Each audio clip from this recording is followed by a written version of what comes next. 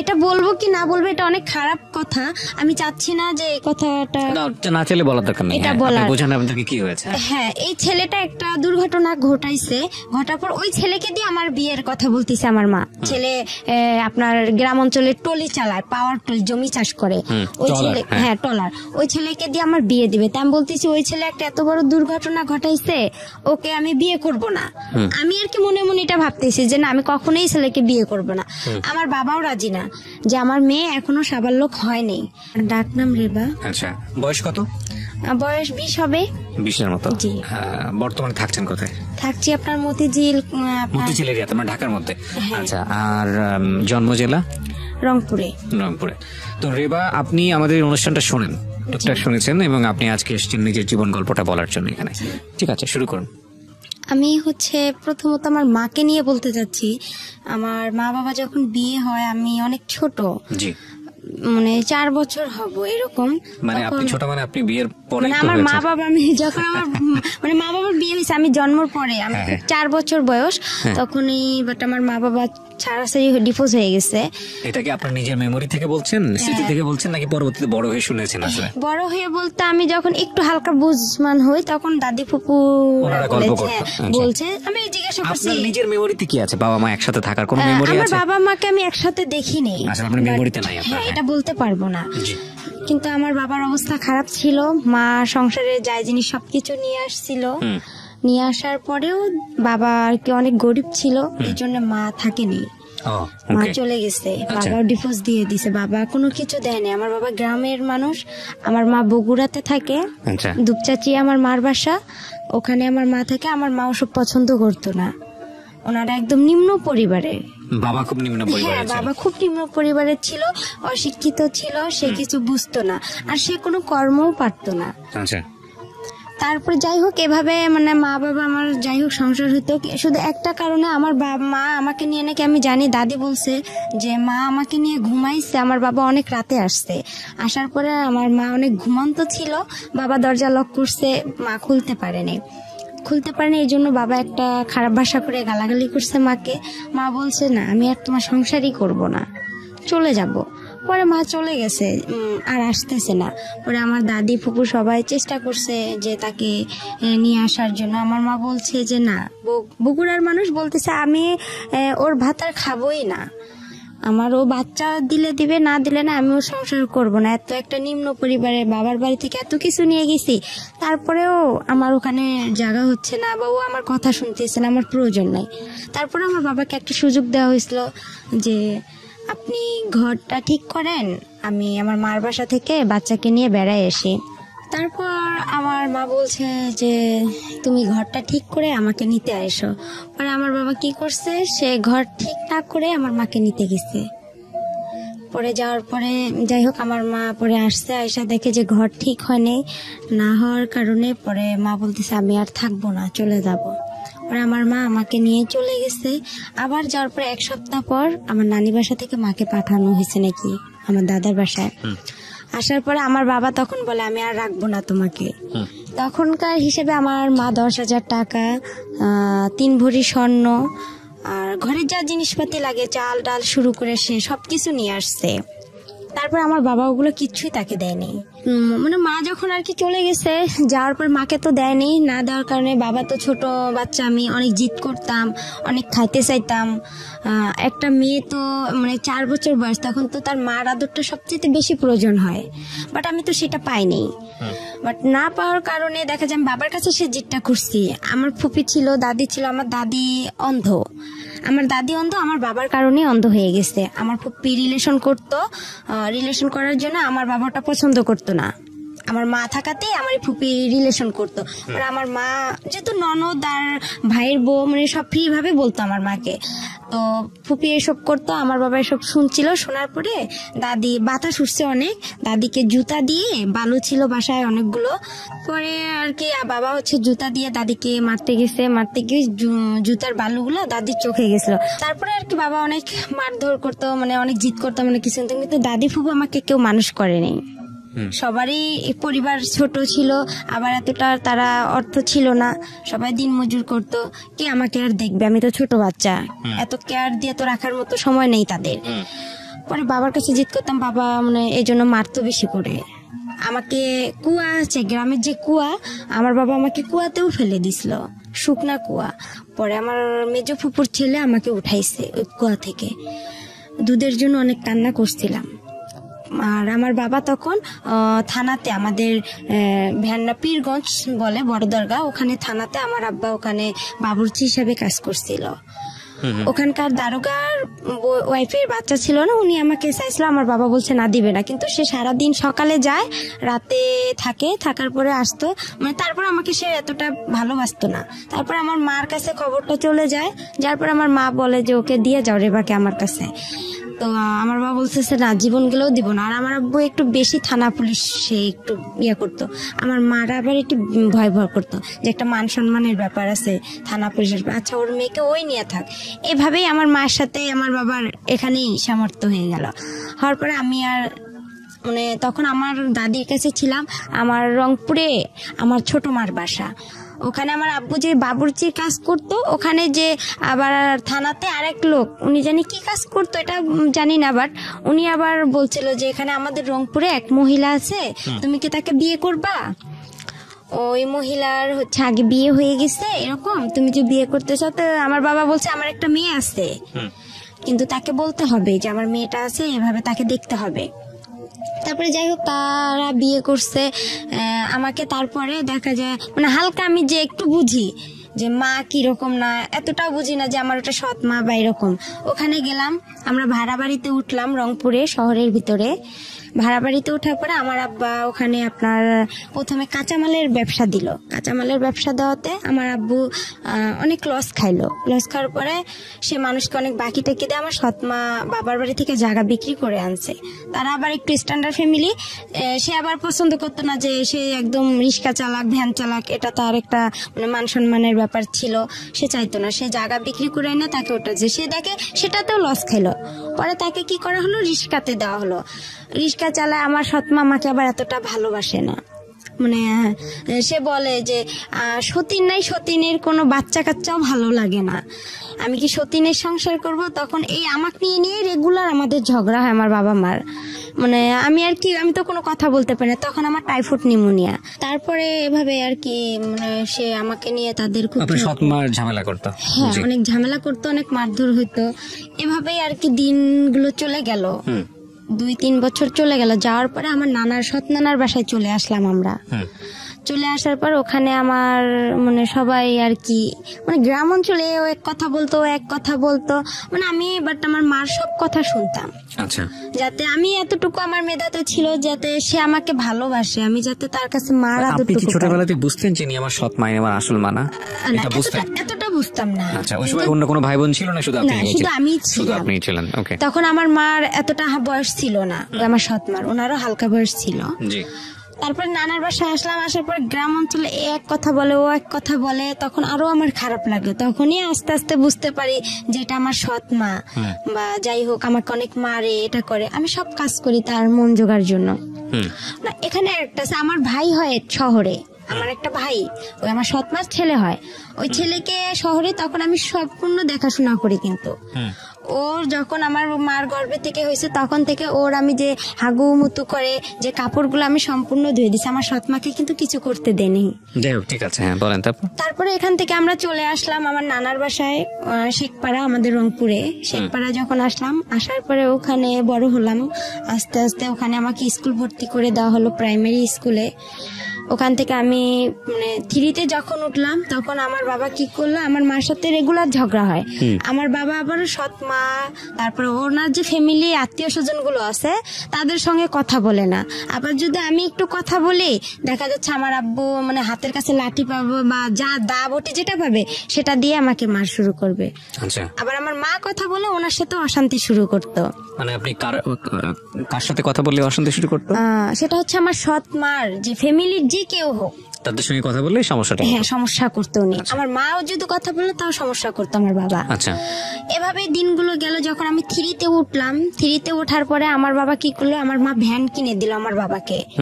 তখন আমার ছোট মামা, উনি আবার স্কুলের মাস্টার, হাই স্কুলের। তখন উনি বলতেছে যে এরকম আমাদের একটা মান সম্মানের ব্যাপার আছে, ও যে ভ্যান চালাবে এটা কিরকম দেখায় একটা। এটা কিভাবে হয়। পরে আমার মা বুঝায় বলছে, আমার নানি নানাকেও জায়গা বিক্রি করতে দিবেন আমাকে, যে তুই কি ওর পিছনে সব শেষ করবি নাকি, তোর ভবিষ্যৎ আছে না। তারপরে মা বলতেছে আচ্ছা দেখি আর একবার। সে তখন কি করলো, ভ্যানটা কয়েকদিন চালালো, চালার পরে বাসায় খুব ঝগড়া শুরু করে দিল। আর আমার ছোট মার মুখের ভাষা অনেক খারাপ ছিল। আচ্ছা, মানে অনেক রং কথা বলে গালাগালি করতো, আমার বাবাও অনেক রং কথা বলে গালাগালি করতো, আমার খুব খারাপ লাগতো। আমি যদি ওখানে কথা বলতাম, দেখা যেত আমার বাবা আমার মার সাথে কিছু না করতে পেয়ে আমাকে সে দেখা যায় খুব মারধর করতো, এমন মারতো যে আমার শরীর ফেটে রক্ত বের হতো। আবার দেখা যেত আমাকে রশি দিয়ে সে হাত পা বেঁধে রাখতো, বেঁধে ঘরে বন্দি করে রাখতো।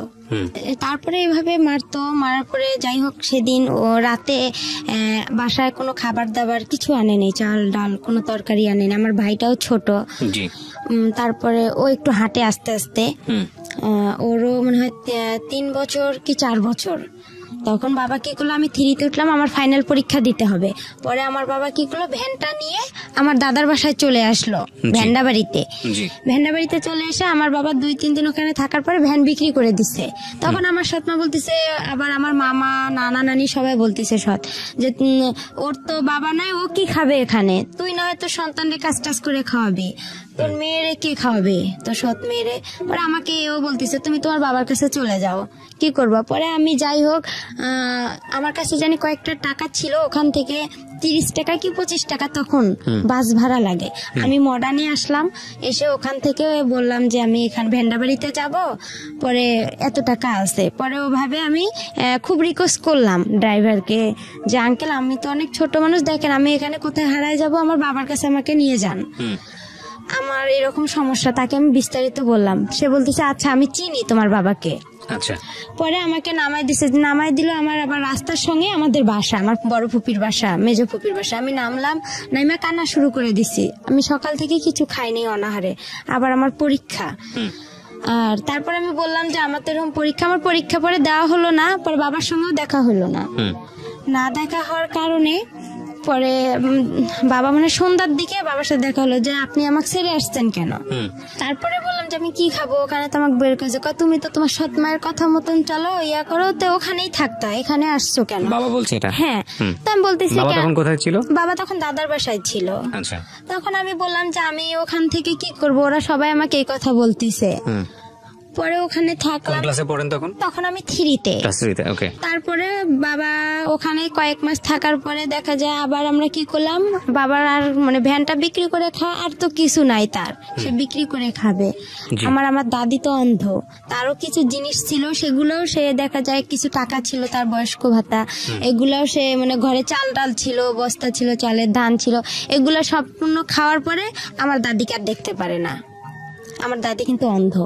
যাই হোক, এটা হওয়ার পরে বাবা কিছুদিন পর আমাকে নিয়ে আবার রংপুরে চলে গেল, শহরে লালবাগে, কারমাইকেল কলেজের অপোজিট সাইডে। ওখানে আবার বাসা ভাড়া থাকে, ওখানে আমরা বড় একটা রুম নিলাম ছোট দেখে। আমার বাবা ওখানে রিক্সা নিল। পরে ওই আমার যে নানার বাড়ি, সৎ নানার বাসা, ওখান থেকে কিছু মামারা যাওয়া আসা করে, কাঁচামালের ব্যবসা আপনার সিও বাজারে, পৌর বাজারে তারা যায়, তাদেরকে আমি দেখি, বলে যে রেবা খালেদার মেয়ে, আমার সৎ মার নাম ছিল খালেদা, বলে খালেদার মেয়ে।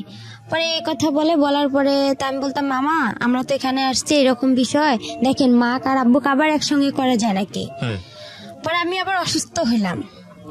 অসুস্থ হওয়ার পরে আমার বাবাকে বললাম যে আপনি কাউরে না কাউরে ধরেন, আবার ওখানে যাইতে হবে, আমার পরীক্ষা দিতে হবে। 1 মাস পরে কিন্তু আমরা আসছিলাম এখানে। পরে 1 মাস পরে আবার কি হলো, 1 মাস থাকলাম শহরে ভাড়া বাসায়, আমার আব্বা রিক্সা চালাইলো। পরে আমার আব্বু এর হাত ধরে ওর পা ধরে যে ভাই আপনি একটু চেষ্টা করেন, দেখেন কি করা যায় না যায়। এভাবে মনে করেন আমার আব্বু একটু একটু করে আগাইলো। আগার পরে আমার মা আবার তাকে নিল। আচ্ছা, আবার নেওয়ার পরে সে আবার ওখানে গেল, যার পরে তাকে বলা হলো যে আপনি ওদের সাথে কি কথা বলতে দিবেন, যারা আমার বাবাকে আমার মার সাথে যোগাযোগ করে দিচ্ছে তারা বলতেছে যে তুমি কি পারবা খালেদার বাবার মার সাথে কথা বলতে দিবা। তো বলতেছে হ্যাঁ আমি সব করব, আমি ইসলামের উপর বনসই করব। এভাবে আমরা ওখানে আবার গেলাম। আমি 3তে পরীক্ষাটা দিতে পারলাম, ফাইনাল পরীক্ষাটা। ম্যাডামরা বলতেছে যে তুমি এরকম করো, স্কুলে আসো না, এভাবে তো হয় না কারো একটা ক্লাস, আর তুমি এভাবে পারবাও না, পড়তে, এটা সম্ভব? পরে আমার বাবা মাকে দুজনকেই ডাকছে জি যে ওকে তো আপনারা তো প্রাইভেট দেন না, কিছু দেন না। তারপরে আমার স্কুলের যে পাড়া প্রতিবেশী যারা আছে কিছু জন তো ভালো আছে, পরে ওনারা গিয়ে বলছে ও সৎ না, আচ্ছা ওর সাথে এরকম করে, ওকে তো কিছু দেয় না। আমাকে আমার বাবা মা প্রাইভেট দিত না, আমি যে মাসে 300 টাকা করে পাইতাম আপনার, ওইটাও মনে করেন 3 মাস পর পর 300 টাকা করে সরকারে দিত প্রাইমারি স্কুলে। আচ্ছা আচ্ছা ওখান থেকে টাকাটা কি করতো আমার বাবা মা খরচ করতো। আবার দেখা যাচ্ছে ও অনেকে পায়, অনেকের মা কি করতো একটা জামা কিনে দিত, একটা নাকে ফুল কিনে দিত। আমার খুব ইচ্ছা হইতো যে আমি একটা নাকের ফুল নিব বা একটা জামা নিব, মানে খুব কষ্ট লাগতো, কিন্তু আমি বলতাম না ভয়ে যে আমি যদি আবার এরকম করে আমাকে নিয়ে যদি আবার চলে যায় আমার পড়াশোনাটা এখানে আবার মিস হয়ে যাবে, আমি তখন কি করব, মানে চিন্তা করতাম। এভাবে হইতে হইতে আমার বাবা ফোরে উঠে আবার এরকম শুরু করে দিল। আবার একটা ভ্যান কিনে দিল আমার মা লোন করে কিস্তিতে, ওই ভ্যানটা নিয়ে আবার আমার বাবা এরকম চলে গেল। কিছুদিন পর চলে যাওয়ার পরে দেখা যাচ্ছে আর আমার মা নিচ্ছে না, তখন আমি আরো একটু বড় হয়ে গেলাম, হালকা একটু সামান্য হলাম, একটু বুঝতে পারলাম। পরে যাই হোক এভাবে হইতে হইতে মনে করেন প্রায় 2-3 মাস হয়ে গেল। আমি ফাইনাল পরীক্ষা দিলাম, আমি কোন রকম পাশ করছি, এটাকে পাশ বলে না। তারপরে ম্যাডামেরা আমাকে উঠাই দিল। জি আমি কি করলাম, আমি তো পড়াশোনা করি না, আমি কি করলাম, আমার পাশে আমার এক বান্ধবী ছিল রিপা, আশামণি, ওদেরকেও দেখতে চাইতাম। ওরা লিখতো পরীক্ষার খাতা, আমি ওদের একটু উকি মেরে দেখতাম, কিন্তু ওরা আমাকে দেখাইতো না যে ওরাও তো নাম্বার কম পাবে, ওরা দেখাইতো না। আমি কি করি, পরে এর কাছে যাই, একটু শূন্য স্থান টিক চিহ্ন ম্যাডামকে বলি যে ম্যাডাম দেখেন একটু আমাকে দেন, আমি তো পরীক্ষা এরকম পড়তে পারিনি, আর বাবাও তো নিয়ে গেছে আমাকে ওদিকে, আর আমাদের সংসারে এমনি অনেক ঝগড়াঝাটি, আমাকে ফোরে উঠতেই হবে। পরে ম্যাডামও যাই হোক বলে দিত, পরে বলতো আচ্ছা রে বা ঠিক আছে। ম্যাডাম শূন্য স্থান টিক চিহ্ন আমার সম্পূর্ণ বলে দিত, কাউকে বলে দিত না, আমাকে বলে দিত। আবার ছোট প্রশ্নগুলোও বলে দিত, লেখেও দিত। উনি আমাকে অনেক হেল্প করছে ম্যাডামেরা।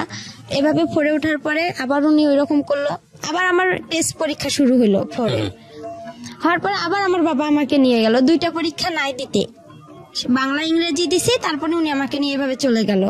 যাওয়ার পরে আবার কিছুদিন ভ্যান বিক্রি করে খেয়ে আবার ওই রকম বসেছিল। পরে আমার বাবা ঢাকায় আসছিল রাজমিস্ত্রির কাজ করার জন্য, আর আমাকে থুয়ে আসছিল আমার ফুপুর কাছে।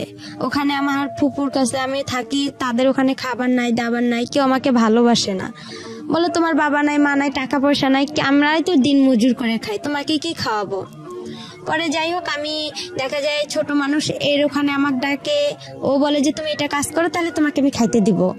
আমি যে যেটা বলতো তার সেটাই কথা শুনতাম, তখন আমি খাইতে পারতাম। আবার দেখা যায় আমার দাদি অন্ধ ছিল, রান্না করতে পাইতো না, কোনো ছেলে মেয়ে তাকে দেখতো না।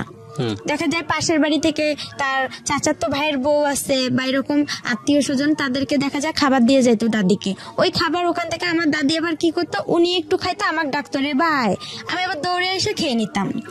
বুঝতাম না যে দাদি কতটুকু খাইলো না খাইলো, পেট ভরলো কি না ভরলো। পরে আমার বাবা ওখান থেকে আসার পরে আবার বাবার খুব অবস্থা খারাপ ছিল, সে অসুস্থ ছিল, তার পুরা শরীরে পক্স বের হয়েছিল, তার হাতে কোনো টাকা পয়সা নাই। তার মেজ বোনের কাছে থাকলাম, তারাও আমাদের খাইতে দেয় না। আর একদিন হঠাৎ বৃষ্টি আসছে, খুব জোরে বৃষ্টি, আর খুব ঠান্ডা লাগতেছে, টিন দিয়ে পানি পড়তেছে। আমার বাবা আর আমি শুই, কিন্তু আমার ফুপি আমাদেরকে খেতা বালিশ কোনো কিছুই দেয়নি, বলতেছে তোমরা যেরকম অভিনয় করো সেরকম এখন থাকো, এভাবেই, তোমার বেশি তেল বান্ধা গেছে, আমার বাবাকে বলতেছে। আমি বলছি ফুপু আমাকে অনেক ঠান্ডা লাগতেছে, দেন একটা খেতা দেন। তো বলতেছে না, সে দেয়নি। ওভাবেই ছিলাম। থাকার পরে আমার বাবা 2 দিন পর আবার রংপুরে চলে গেল।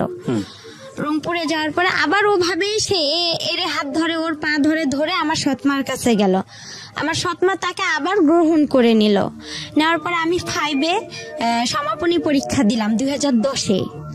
দেওয়ার পরে কেউ পরীক্ষা দিতে দিবে না আমাকে, তাই ও পারবে না। আমার মা প্রতিবেশী মামিরা ছিল যারা আমার স্কুলের ফ্রেন্ড গুলো, ওরাও বলতো যে না ও পরীক্ষা দিতে পারবে না। ম্যাডামও বলতো যে না রেবা তোমার আর সম্ভব না, কেন এটা সমাপনী পরীক্ষা, এখানে ফাজলামি করার জায়গা না, আর তুমি পারবা না, তোমার কোচিং নাই, প্রাইভেট নাই, কিছু নাই, তুমি কিচ্ছুই পারবা না। পরে আমি সবার কথা অমান্য করে আমি বলছি আমি পরীক্ষা দিবই, আমি পাইলে পাবো, না পাইলে নাই, এটা আমার কোনো দেখার বিষয় নাই। তারপর আমার সৎমাও দিবে না। এখন আমার পরীক্ষাটা হচ্ছে আমার বাসা থেকে অনেক দূরে, এখন আমাকে সকালবেলা কে রেখে আসবে, রাখার লোকও নাই। পরে আমি এতটা পড়তেও পারি না, গাইড নাই।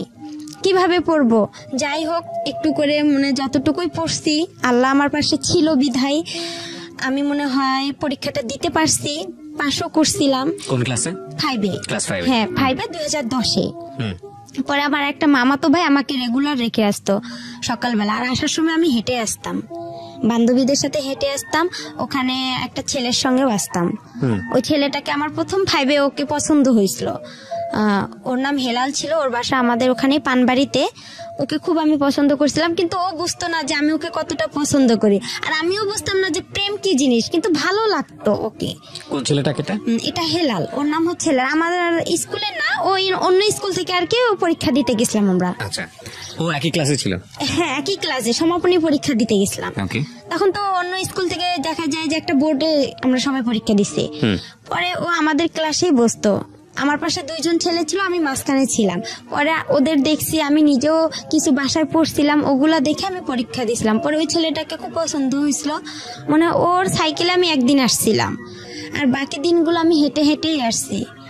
আর তখন খুব কষ্ট লাগতো, আর আমি মানে অনেক কিছু খাইতে ইচ্ছা করছিল, যে পরীক্ষা দিতে আসছি আমি কিছু খাই, বা অনেকে তো খাইতেছে, আমার সেরকম টাকা ছিল না। বাবা চুরি করে আমাকে যে টাকাটা দিছিল, আমি ওই টাকাটা খাইতাম না। যে টাকাটা আমি জমায় হয়, আমার আবার একটু চুল বড় ছিল, আর আমি সাজগোজ খুব পছন্দ করি। আর আগে আমি একটু চাইতাম যে আমি মানে একটা লং জামা পরবো না, একটু শর্ট জামা পরবো, একটু ভালো জামা পরবো, কম দামি পরবো না, ভালো পরবো। টাকা একটু বেশি লোক, টাকাগুলো জড়ায় দেখা যেত আমি একটু মেরিল কিনতাম, বা একটা টিপের পাতা কিনতাম, বা একটা চুড়ি কিনতাম, এরকম কিছু কিনতাম, একটু শ্যাম্পু কিনতাম।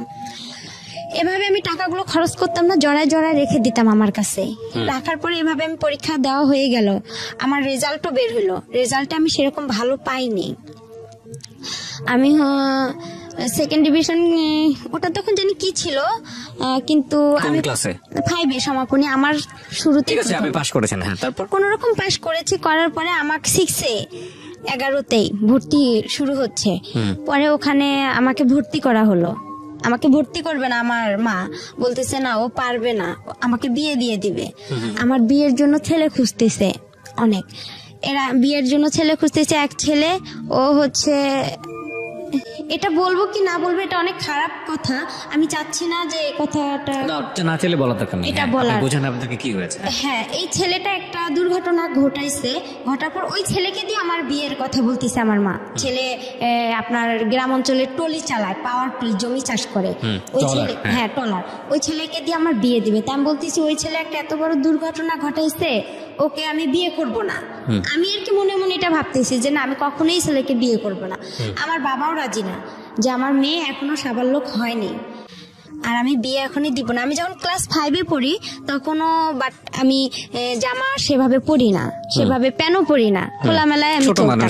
হ্যাঁ, এত বুঝতাম না যে আমি এখনো বড় হয়েছি, আমি ভাবতাম যে আমি এখনো ছোট আছি। কিন্তু আমার মার কাছে আমি খুব বড় ছিলাম, সে আমাকে খুব দ্রুত বিয়ে দিতে পারলে হয়তো বা সে বেঁচে যাইতো, এটা ভাবছিল। কিন্তু সে আমাকে অনেক জিদ করে বিয়েটার কথা বলছিল। আমি পরে আমার বাবা বলছে না, আমিও বলছি যে না, বিয়ে করব না এখন। আমি ইউসেফ টেকনিক্যাল আমাদের ওখানে শুরু হয়েছে, ওখানে আমি ভর্তি হব। আচ্ছা, টেকনিক্যালে আপনি কি করবেন? টেকনিক্যালে ওখানে হচ্ছে আপনার ট্রেড অনুযায়ী কাজ শেখাচ্ছে। আপনি কাজ শিখবেন ওখানে? হ্যাঁ, লেখাপড়া বাদ দিয়ে আপনি কাজ শিখবেন? হ্যাঁ, শিখছে। আমি ভর্তি হলাম। 6-এ ভর্তি হওয়ার পরে আমার ওই মার যে ছোট ভাই, উনি আবার হাই স্কুলের মাস্টার গণিতের, আর ওখানে আমার সব মানে ফ্রি করা হলো না, একটা হাফ ফ্রি ফুল ফ্রি আমার উপবৃত্তি ওখানে দেওয়া হলো। দেওয়ার পরে আবার 6-এ পড়ার সময় আবার আমার বাবা পাগলামি শুরু করে দিল, আগেরটাই। আবার উনি চলে গেল, যাওয়ার পরে আমি আর চলে গেলাম না, আমিও থাকলাম। থাকার পরে দেখা যায় আমার বাবা আসতেইছে না। তখন আমার মার বার ভ্যানটা দেয়নি, ভ্যান বাসায় ছিল। পরে আবার বাবা চলে গেল, পরে আমিও আবার 2-3 দিন এখানে থাকার পরে, রংপুরে থাকার পরে, নানার বাসায় থাকার পরে আমিও চলে গেলাম দাদার বাসায়। যাওয়ার পরে আবার বাবাকে নিয়ে আসলাম। নিয়ে আসার পরে আবার আমরা ভাড়া বাড়িতে উঠলাম, ওখানে আমার মিস গেল। যাওয়ার পরে আবার আমরা ভাড়া বাড়িতে উঠলাম। ওঠার পরে আবার ওখানে আমার বাবা আবার রিক্সা নিল। ওভাবে আমাদের মনে করেন 2-3 মাস চলে গেল। যাওয়ার পরে আমার বাবা কি করলো, আমার এক মামাকে আবার ধরলো যে আমি বাসায় যাব। আবার আপনি কি করবেন? পরে আমিও ভাবতেছি যে একটা মান সম্মানের ব্যাপার, আমি তো এখন আস্তে আস্তে বড় হইতেছি, কি করব, মানে খুব খারাপ লাগতেছিল। আর একদিন খাইতে পারতাম, একদিন খাইতে পারতাম না, আর আমি রান্না করতে পারতাম না। মানে ভাড়া বাড়িতে ছিলাম, সবাই তো সবার কেয়ার করে না। পরে যাই হোক, এভাবে দিনগুলো গেল। যাওয়ার পরে ভাত রান্না করতাম, আপনার মাটির যে পাত্র আছে ওটাতেও তরকারি রান্না করতাম, ওটাতেও ভাত রান্না করতাম, কিন্তু গ্যাস ছিল না আমাদের রংপুরে, এখনো গ্যাস হয়নি।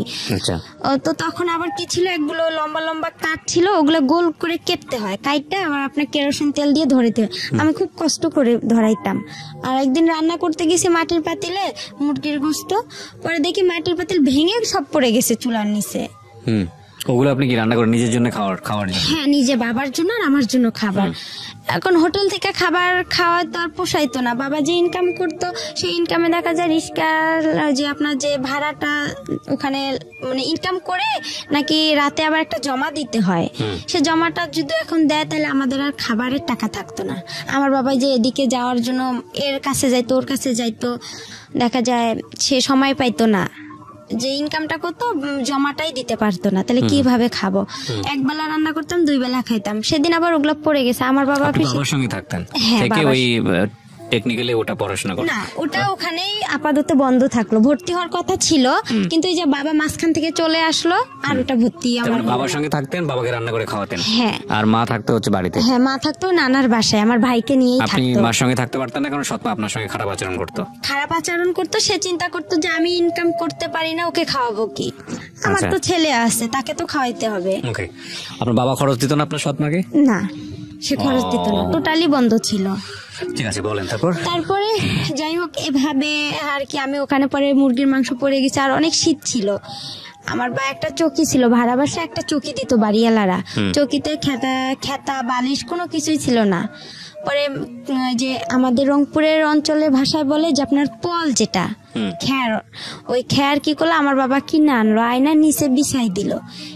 আর টিনের ঘর, অনেক বাতাস আসে, গাড়ি চলাচল করে রাস্তা দিয়ে, আর ওই বাতাসটা আসতো।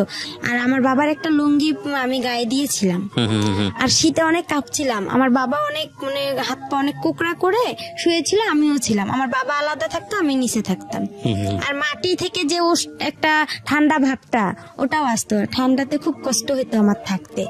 পরে মুরগির ওটা পড়ে গেছিল, যাওয়ার পরে বাবা অনেক মারধর করছিল আমারে, বলতেছে এত কষ্ট করে আনছি সেটা ফালাই দিলা। আমি বললাম আমি তো পারি না, আমি কি করব। তারপরে এটাই ভাবে যাওয়ার পরে বাবা কি করলো, আমি অসুস্থ হইলাম। অসুস্থ বলতে আমাকে আর কি, আমি যেটা সত্যি কথা, আমি আর কি একটা অভিনয় করলাম যে আমি এতটাই অসুস্থ হব বা মানুষ দেখবে, তাহলে হয়তো বা খবর যাবে ওখানে। আমার লালবাগ থেকে আমার মার বাসা আপনার আর কি ভ্যানে বা রিস্কায় গেলে 20 টাকা লাগে। ওখানে গেলাম, ওখানে যাওয়ার পরে তারপরে হচ্ছে আর কি বাবা কি করলো, হ্যাঁ বাবা আবার কি করলো, আবার লোক ধরলো। আমি অসুস্থ হইলাম অনেক, মানে এই মামা যায় হাটে, ওই মামা যায় বাজারে। পরে ওদেরকে বললাম যে এরকম, আমার বাবা আবার বলতেছে আমার মেয়েটা খুব অসুস্থ।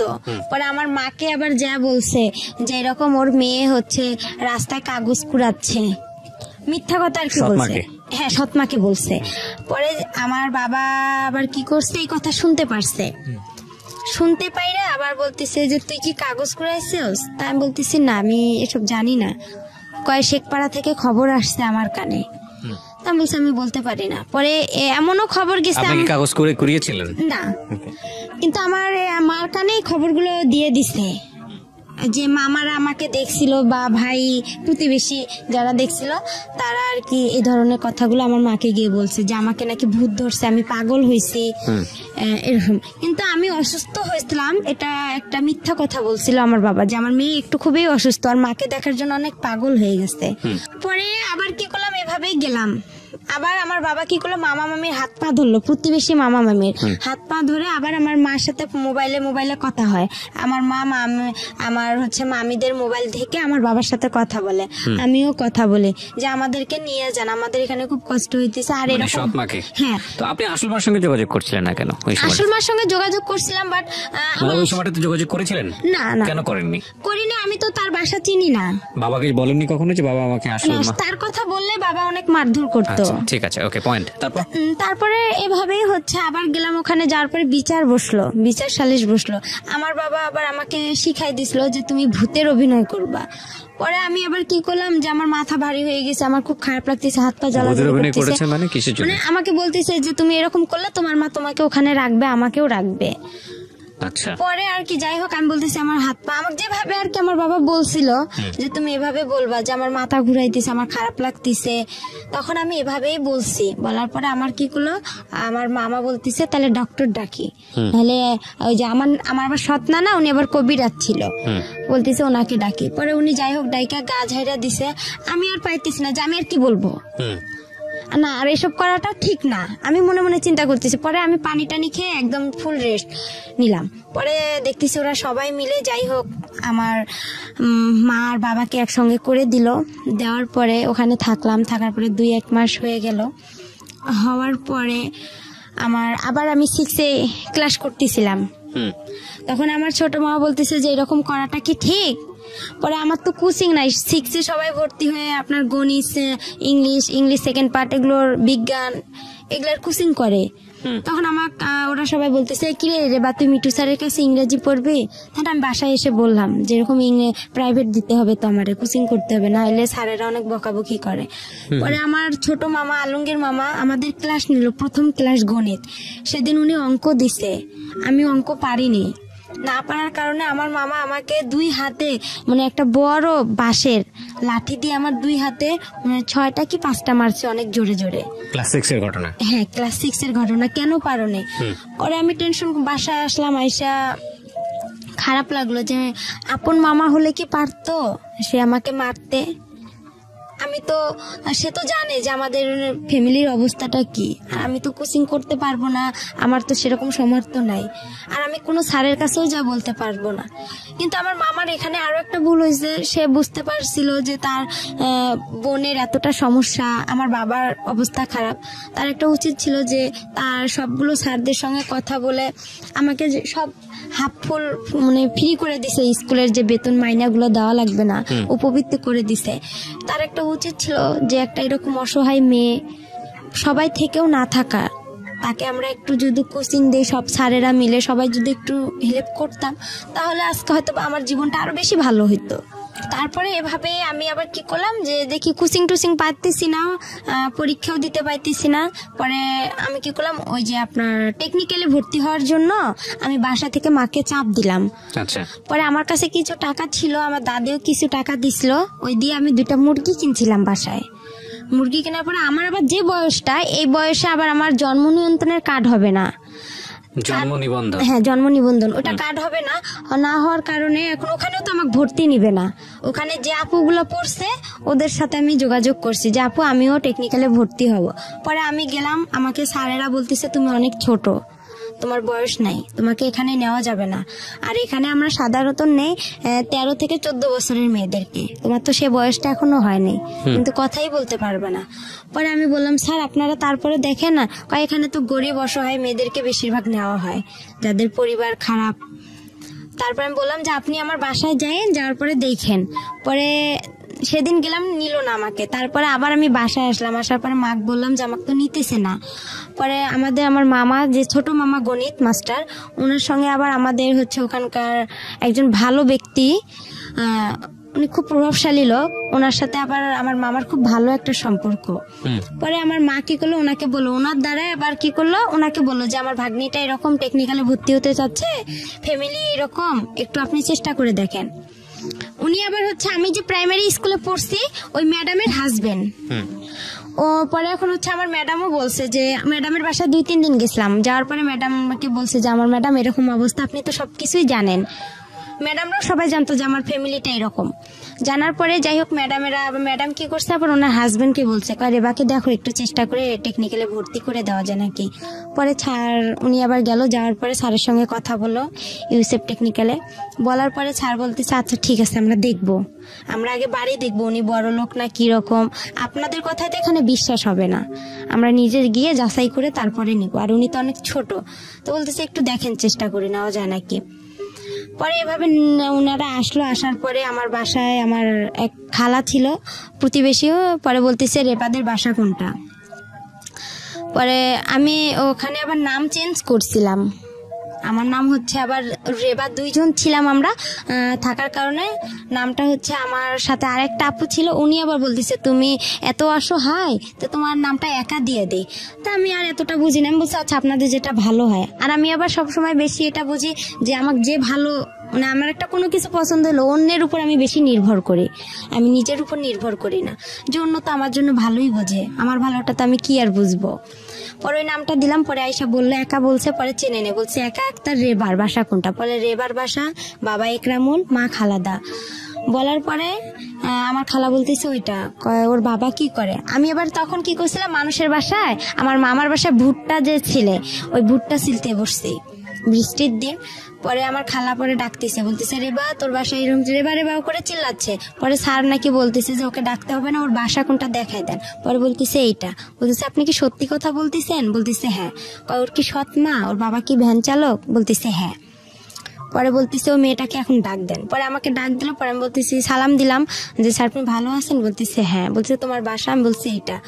তুমি যে ওই পাকা বাসা থেকে বের হয়ে আসলা, তো আমি বলছি স্যার ওটা আমাদের বাসা না, আমি ওখানে ভুট্টা খুলতে গেছিলাম আর কি, ভুট্টা খুললে আর কি ওগুলা খড়ি, আমাদের অঞ্চলে বলে যে খড়ি লাকড়ি রে, ওইটা আনার জন্য গেছিলাম। তোমার মা, আমি আমার মা তো গরুর জন্য ঘাস কাটতে গেছে আর আমার বাবা ভ্যান নিয়ে গেছে। বলার পরে বলতেছে আচ্ছা তুমি তাহলে পরীক্ষা দিতে আসো অমুক দিনে। পরে আমি পরীক্ষা দিতে গেলাম, ছাত্র এক বলতেছে তোমার বয়সটা বাড়াইতে হবে। পরে আমি কি করলাম, মা আসলো ঘাস কাইটা, আসার পরে মুরগির মাকে বললাম যে এরকম স্যার আসছিল বাসা দেখার জন্য, দেখছে আমারে ডাকছে, মানে জন্ম নিবন্ধন, তারপরে চেয়ারম্যান সার্টিফিকেট, স্কুলের 8 পাসের সার্টিফিকেট লাগবে। তখন তো আমি 6-এই পড়ি।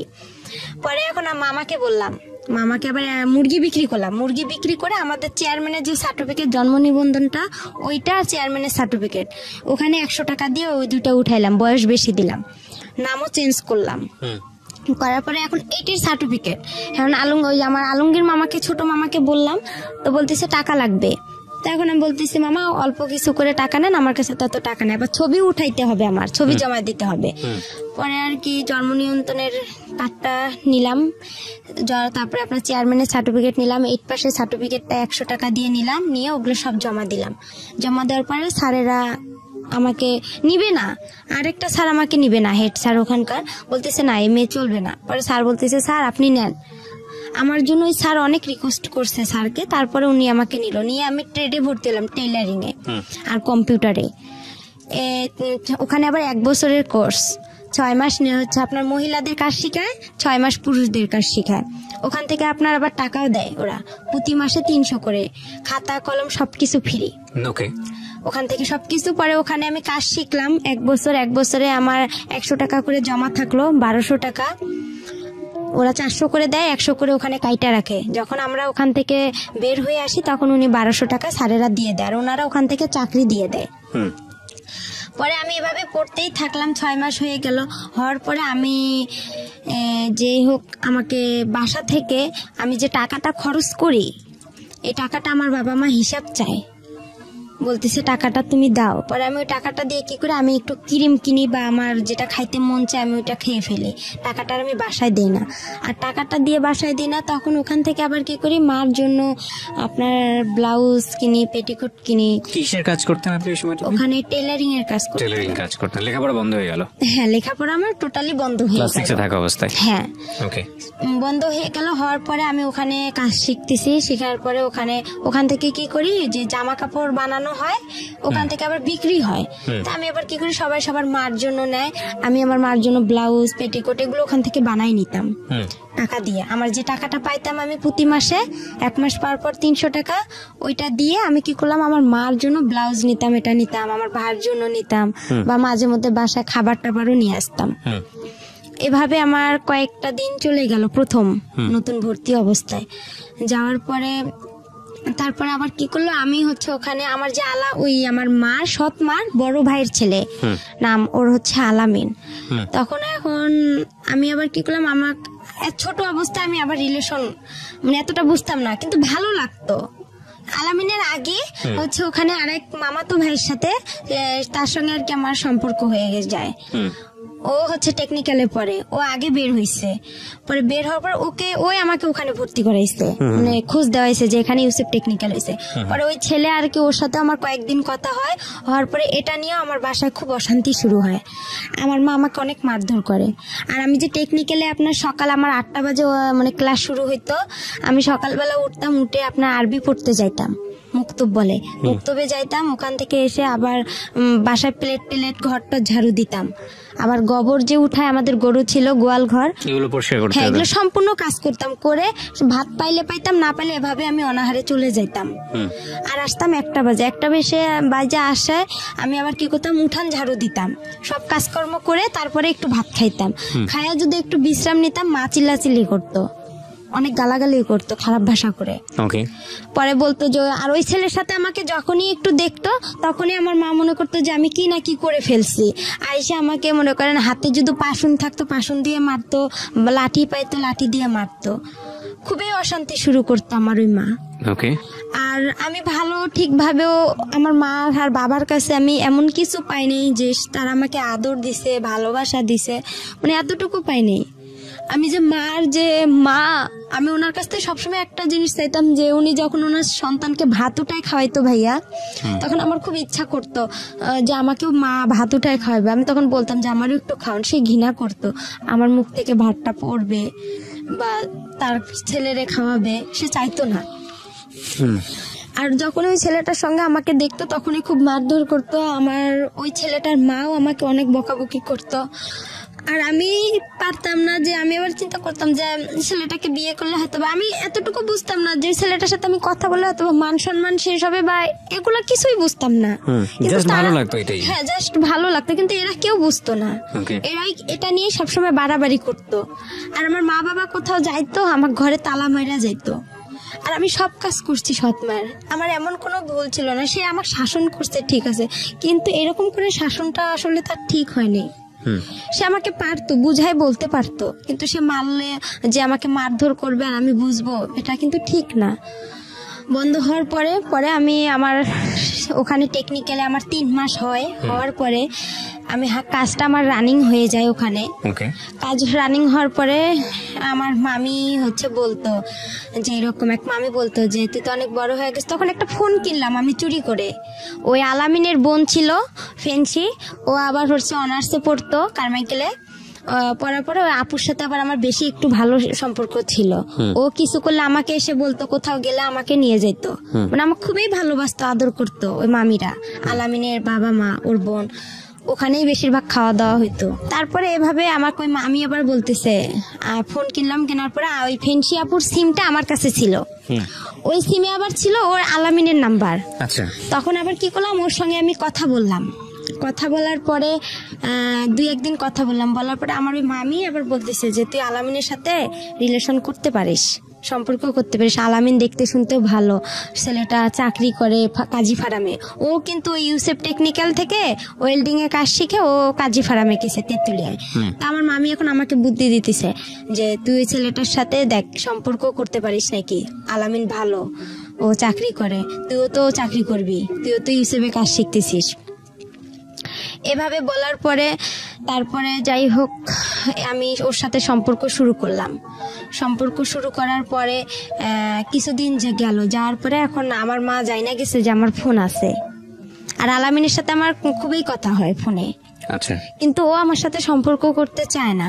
তারপরেও আমার কেন যেন ওকে আবার ভালো লেগে যায়। প্রথমে ওকে আমি দেখতে পাইতাম না, ওকে মানে খুব খারাপ লাগতো।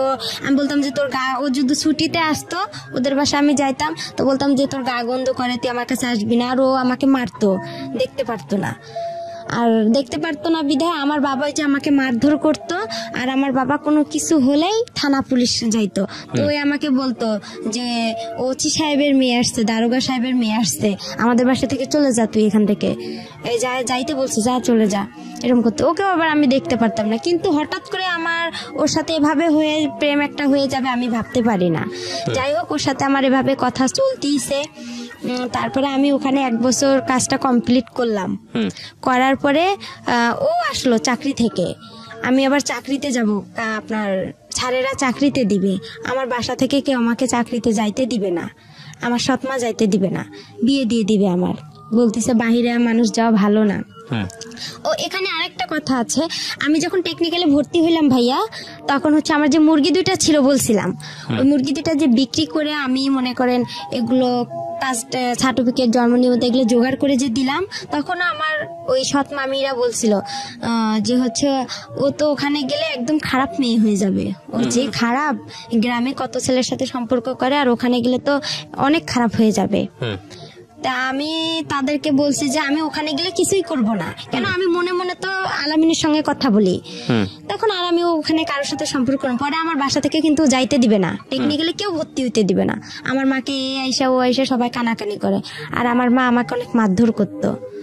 পরে আমি স্যারদের হাত পা ধরছিলাম, এমন কি আমার স্যারের হেড স্যারের পা পর্যন্ত চিপে ধরছি, ধরে বলছে স্যার আপনি আমার বাসায় গিয়ে একটু বললে হয়তো বা আমার মা রাজি হবে। পরে যাই হোক স্যার এসে কিন্তু বলার কারণে আমার মা রাজি হয়েছিল। কিন্তু আমার মামিরা আমাকে গ্রামের কেউ বলেনি যে মেয়েটা ওখানে গেলে ভালো হবে বা মেয়েটা একটা কাজ শিখবে, নিজের পায়ে দাঁড়াইতে পারবে, আমাকে এই উৎসাহটা কেউ দেয়নি।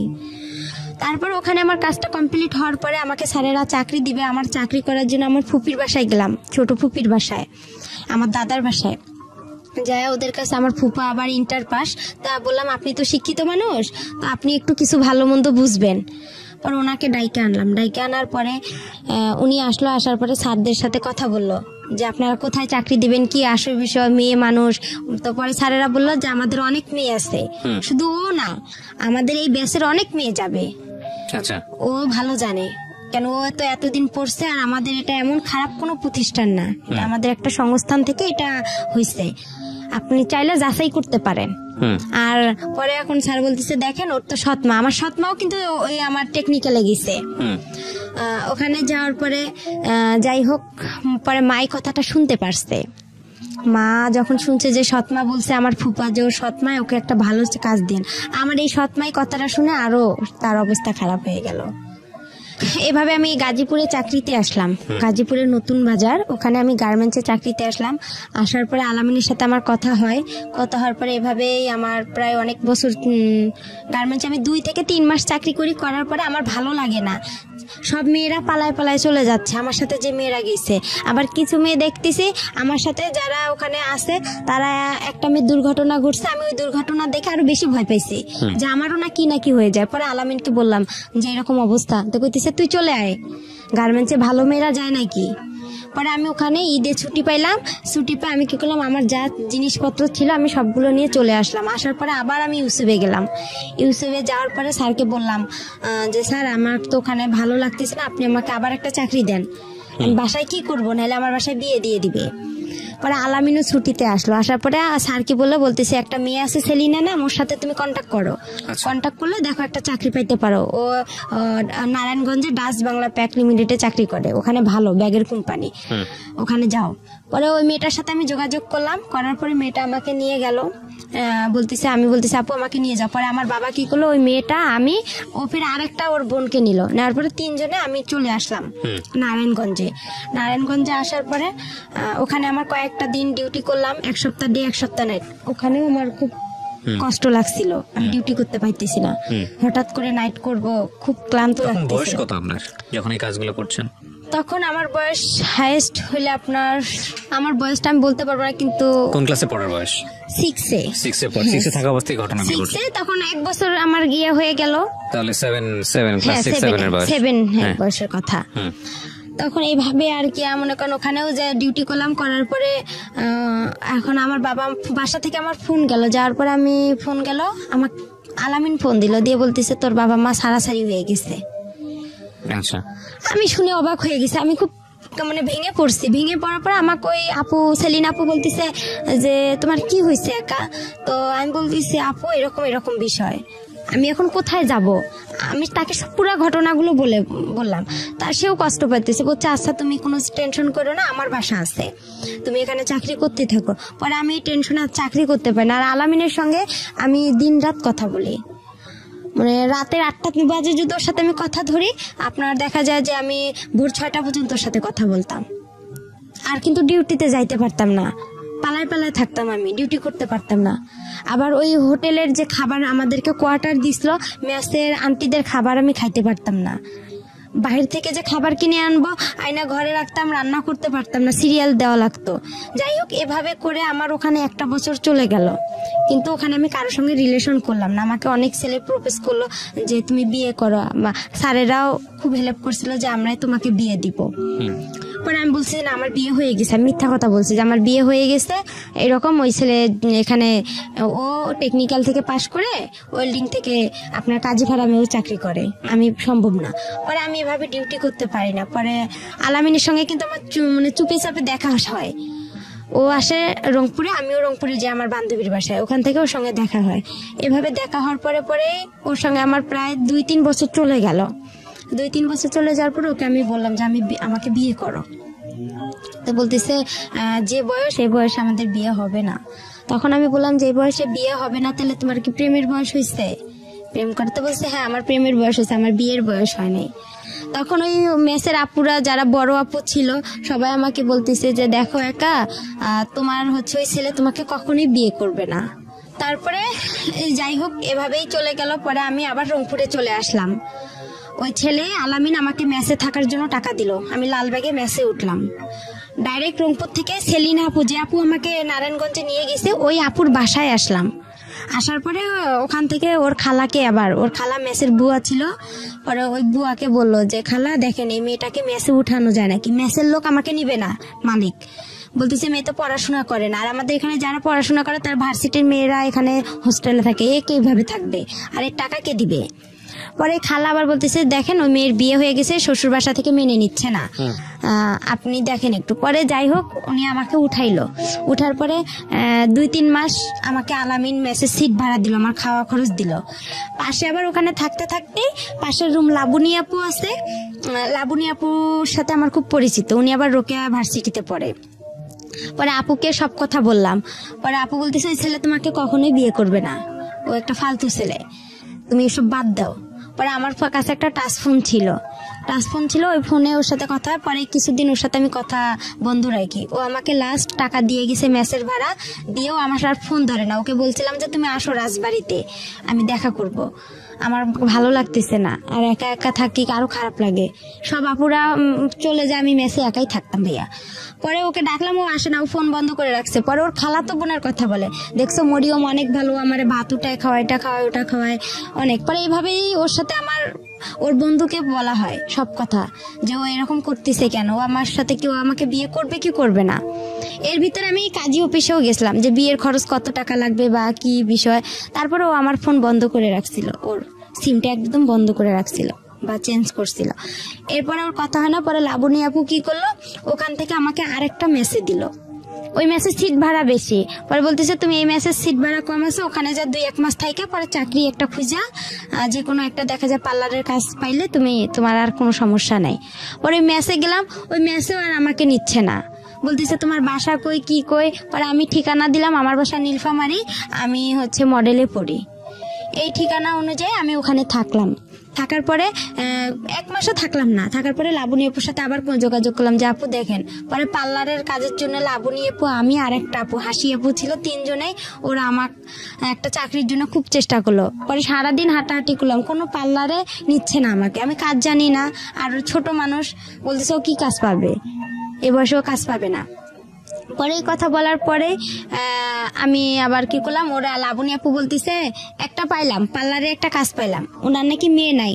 তো বলতেছে আমারও তো মেয়ে নাই, আর আমি যে মেয়ে পার্লারে কাজ করে উনিও ধর্ম মেয়ে ওনার। তো বলতেছে আচ্ছা ওই মেয়ে আবার আমাকে নিবে না, যার পার্লার সে আমাকে নিবে না। বলতেছে না আমি তোমাকে নিব না। প্রথমে বলছে নিবে, তারপরে বলতেছে যে না নিবে না।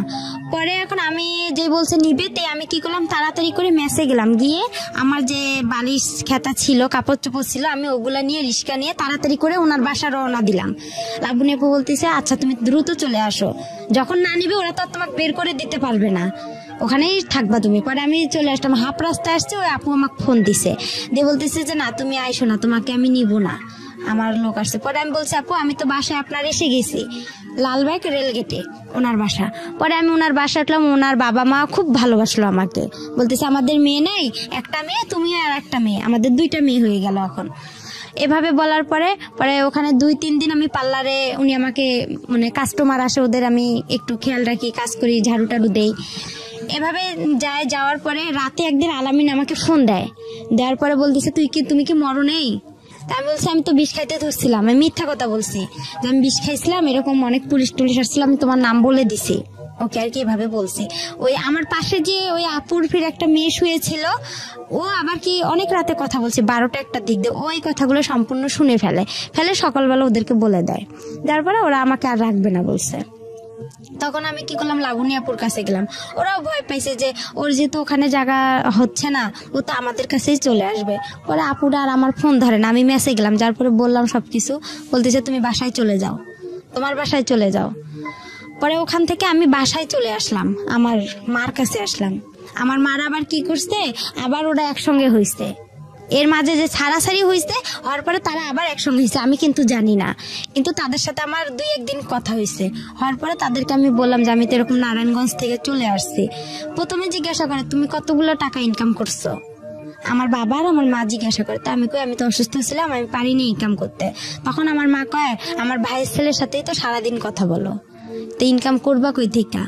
তখন আমি বললাম আমি অনেক অসুস্থ, আমি বাসায় যাব। পরে তারা বলতেছে আচ্ছা ঠিক আছে আসো।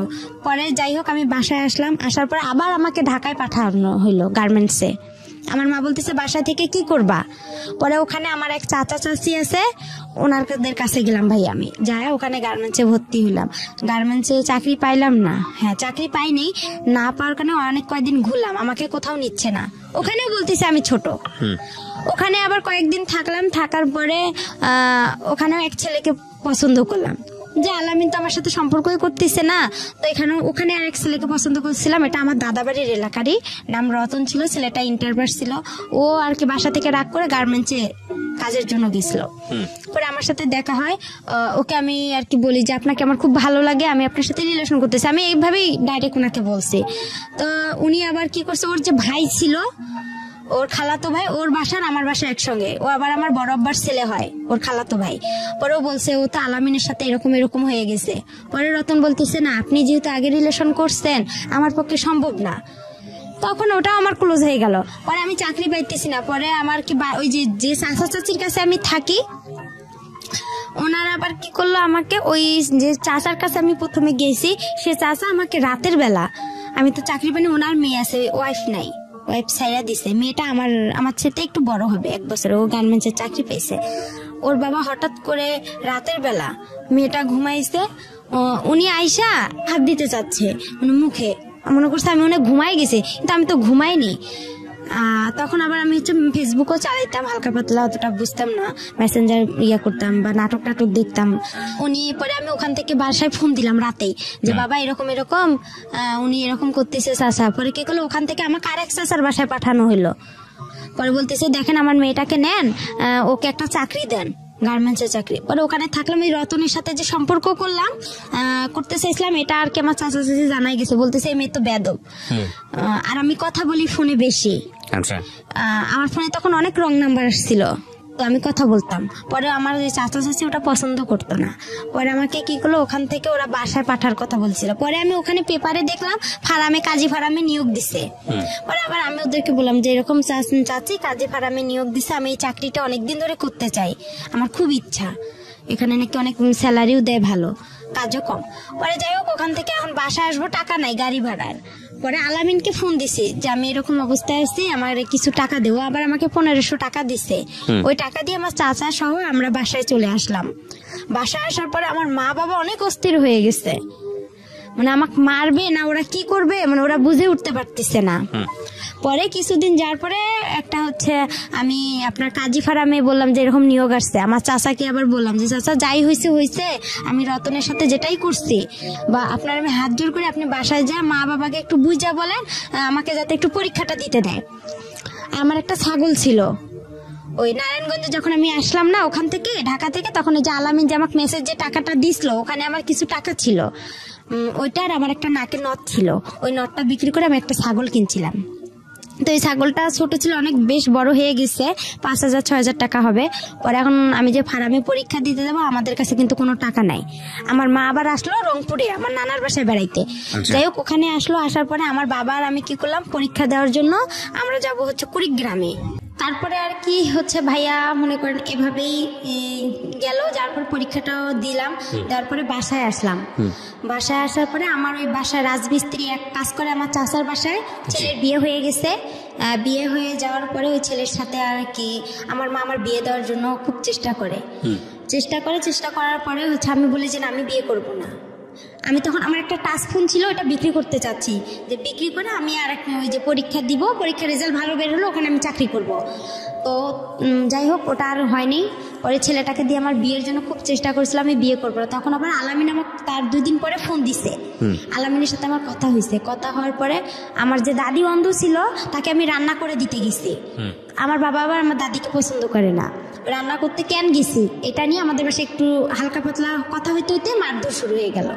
আমাকে বাসায় বৃষ্টি পড়ছে, আমাদের টিনের ঘর ছিল, বৃষ্টি পড়ে খাট ভিজে গেছে বিছানা। এখন আমার মা বলছে ওইটা উঠাই ফেলাও। তাই আমি বলতেছি এতটুকু ভিজাতে কিছু হবে না। এই সামান্য একটা কথা নিয়ে আমাকে তারা অনেক মারধর করলো, অনেক এমনভাবে মারধর করলো যা মানে গাছের যে মোটা ডালগুলো আছে ওই ডাল দিয়ে অনেক মারছে। মারতে মারতে আমি যে টিন ঘরের যে একটা কোনাচি থাকে, কোনাটা মানে টিনের 2 সাইড দিয়ে বের হয়ে আমি চলে গেলাম। মানে আমাকে লাঠি দিয়ে এমনভাবে ঘুতানো হচ্ছে যে আমার মানে শরীর মানে ছিদ্র হয়ে যাচ্ছে।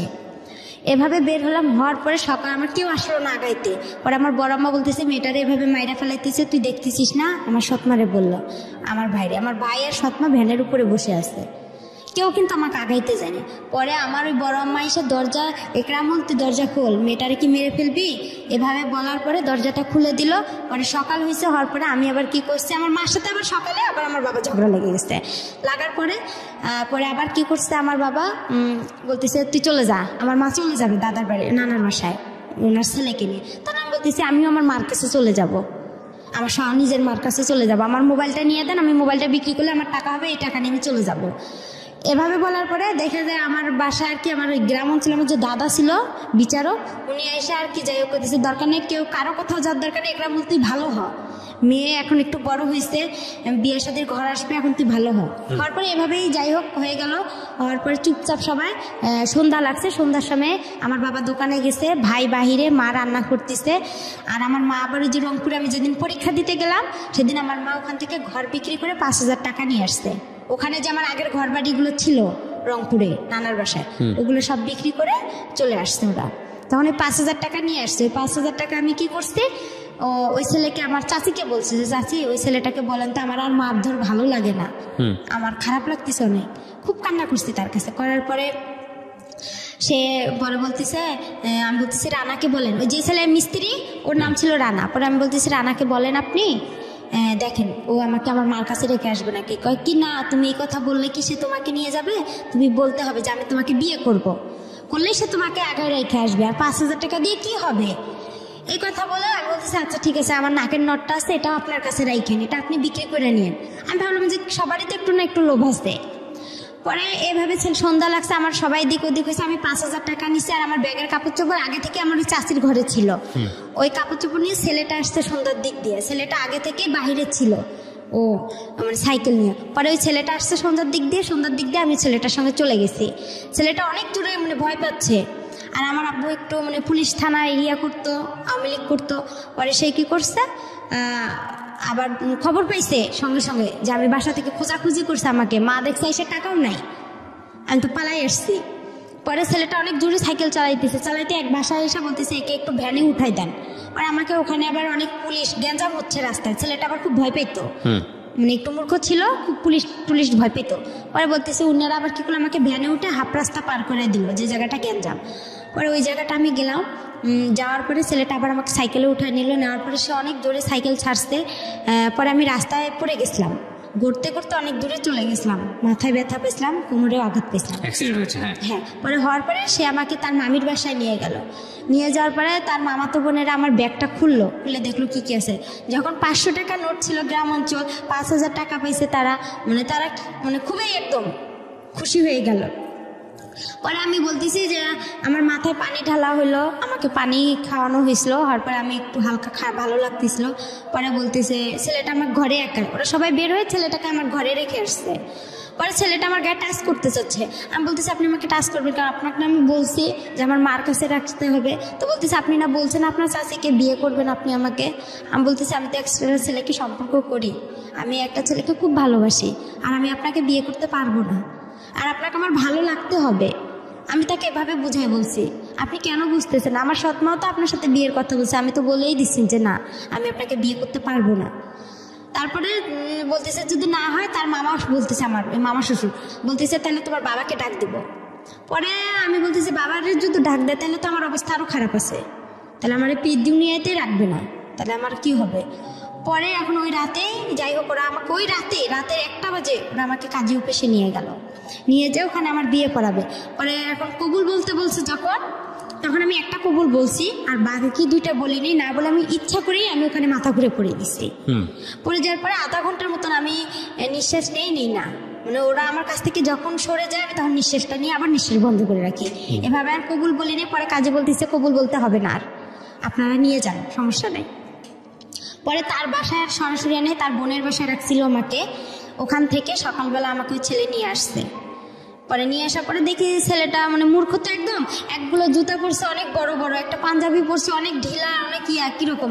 আমার কাছে খুব খারাপ লাগছিল যে এই ছেলে এসব পরছে কেন। আবার এই যে বরের যে টুপিগুলো মাথায় দেয় ওগুলো পরছে। আমি বলতেছি এটা কি কোনো পাগল না আসছো যেগুলো কি। আমি কিন্তু ভাই গ্রামে সেরকম বড় হইনি, আমি যে সৎ নানার বাসায় বড় হয়েছি, মানে একটা ভালো ফ্যামিলিতে বড় হয়েছি। অত্যাচার হলেও একটা মানে পরিবেশ। তারপরে কি আমি ওসব আমার কাছে খুব খারাপ লাগছে। আয়সা দেখলাম, ওদের বাসা আসলাম, সবাই বলতেছে যে আসতেছে, বলতেছে এই মেয়েটা কে, কই থেকে আসছে, এত সুন্দর মেয়ে। পরে আমার চুল দেখে সবাই পাগল হয়ে গেছে, আমার চুল মাসাল্লাহ অনেক বড়। বলতেছে মেয়েটা এত সুন্দর, বলছে রানার বউ। না এটা বিশ্বাসই হয় না, এটা কোনো ভদ্র ঘরের মেয়ে। এর তো গেট আপ দেখে একটা ছেলে বলতেছে, এর গেট আপ দেখে বোঝা যায় না, ছেলেটা শিক্ষিত ছিল। বলতেছে আপু কই থেকে আসছেন? তা আমি বলতেছি যে আমি রানার বউ। পরে বিশ্বাস করে না কেউ। পরে যাই হোক ওনার বাসায় আসে দেখি ওনার বাসা বিয়ে কিছু নাই, শুধু একটা চৌকি ছিল, একটা টেবিল ছিল। আর আমার মা সৎমা বলছিল তারা অনেক বড় লোক ছিল, তারা সেই রকম ফ্যামিলি। পরে যাই হোক এভাবে যাওয়ার পরে তার সাথে আমার 5-6 দিন, কিন্তু তাকে যে আমি টাচ করতে দেইনি। আমি এখানে একটা কথা বলি আপনাকে, এই ছেলেটার নাম ছিল রানা। জি। এর সঙ্গে বিয়েটা দিল কে তাহলে আপনার? এই আমি যে তার মামার বাসায় আসলাম, পালায় যে তার সঙ্গে আসলাম, তার মামার বাসায় উঠলাম। তারা যে আমার পরিচয়টা কিভাবে হয়েছিল রানার সঙ্গে? পরিচয়টা হয়েছিল আমাদের বাসার পাশে যে চাচার বাসা, সে ওর সঙ্গে পালিয়েছিলেন কেন? পালিয়েছিলাম ওই যে বাবা যে মারধর করলো আমাকে, মারধর করলো, তখন আমি আর খুব চিন্তা করলাম যে এত মার খাইছি, আমি আমার মার কাছে রানাকে কেন বেছে নিলেন? রানাকে কেন বেছে নিলাম, ও একটু হাবা গোবা টাইপের ছিল। আচ্ছা, তো আপনি হাবা গোবা মনে করে ওর হাত ধরেছেন, ও আপনাকে হাবা গোবা বানিয়ে দিয়েছে। যাই হোক তারপরে যাই হোক ওই 5,000 টাকার কারণে ওরা আমাকে এরকম করছে। পরে যাই হোক আমি যখন আসলাম, পরে আসার পরে একটা মহিলা আমাকে জিজ্ঞাসা করতেছে তুমি কি এটা ইচ্ছা করে বিয়ে করছো না, এটাতে কোনো সমস্যা আছে? আমি চুড়ি পরতেছি না, নাকে ফুল পরতেছি না। আমি বলতেছি আমাকে এসব ভালো লাগে না, আমি এসব পরবো না। তখন বলতেছে কেন পড়বে না? ওই আমার খালাটা বলতেছে, ওর খালা শাশুড়ি। তা আমি বলতেছি যে আপনাকে একটা সত্যি কথা বলবো। তো বলতেছে বলো। আমি বলতেছি আমার বাসা এখানে, আমি এভাবে আসছি।